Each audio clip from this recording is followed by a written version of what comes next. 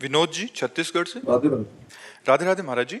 गुरु जी, मोह माया से ध्यान भंग क्यों नहीं होता? मोह माया से ध्यान भंग तब होगा जब निर्मलता आवे।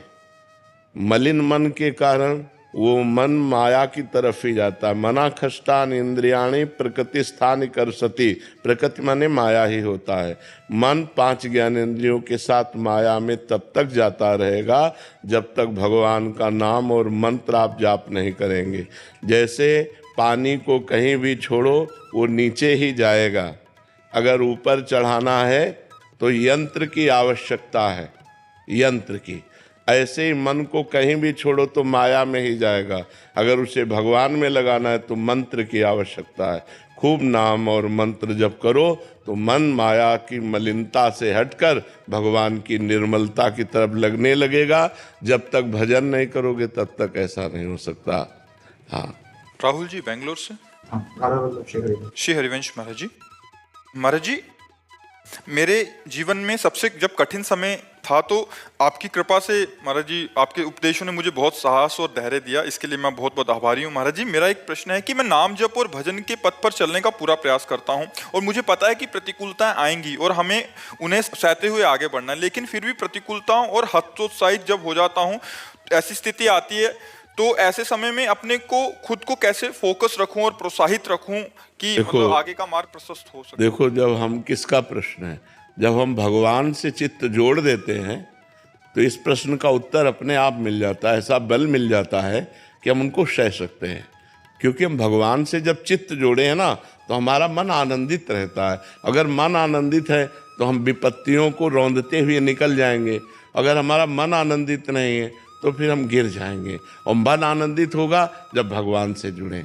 तो हम वही बात आपको सिखाना चाहते हैं कि भगवान से जुड़ो, गंदा आचरण मत करो, पाप मत करो, मांस मदिरा का सेवन मत करो, फिर देखो तुम्हारा चित्त कितना आनंदित रहता है। कोई व्यसन ना हो और कोई पाप ना हो और थोड़ा भी भजन होगा तो आपका हृदय आनंदित रहेगा। आप पक्का समझो, भगवदा आनंद से ही हम इन विपत्तियों से लड़ सकते हैं, नहीं तो ऐसी ऐसी विपत्तियां पूछो मत।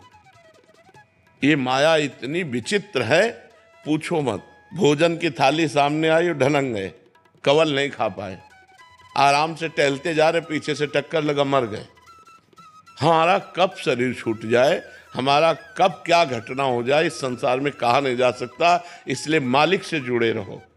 तो हम विपत्तियों पर तभी हावी हो सकते हैं, भारी पड़ सकते हैं, जब भगवान से जुड़े। नहीं, विपत्तियां हम पर भारी पड़ जाएंगी और हमको गिरा देंगी। आदमी जब निर्णय नहीं कर पाता ना विपत्तियों में, तो सुसाइड जो कर लेते हैं ना, वो विपत्तियों से निकलने का रास्ता सुसाइड सोच लेते हैं, जबकि भारी विपत्ति में फंसा देने वाला है। प्रेत योनि मिलती है करने वाले को। तो हमारे ऊपर विपत्तियां भारी ना पड़े, इसलिए भगवान का नाम जप करें, भगवान से चित्त जोड़ें और ये विश्वास करें कि आज दुख आया है तो हट जाएगा, कल हमारे सामने सुख भी आएगा। ऐसा नहीं है जैसे दिन आया है तो रात आएगी, हम तैयारी रखें। अगर रात आ गई है तो परेशान ना हो, दिन आने वाला है। दुख आया है तो सुख आएगा, सुख आया है तो दुख आएगा। ये क्रम चल रहा है, मनुष्य जीवन का क्रम है। हमको तैयार रहना चाहिए। जैसे हम रात्रि के लिए बिजली गई तो हम इन्वेटर की व्यवस्था करते हैं, जनरेटर की व्यवस्था करते हैं कि हम अंधेरे से व्याकुल ना हो। ऐसे ही दुख आने वाला है, हम नाम जप करें, दान पुण्य करें, तीर्थ स्नान करें, तीर्थ याटन करें, जिससे हमारे पास पुण्य हो और मैं उस पुण्य बल से विपत्ति को पार कर जाऊं।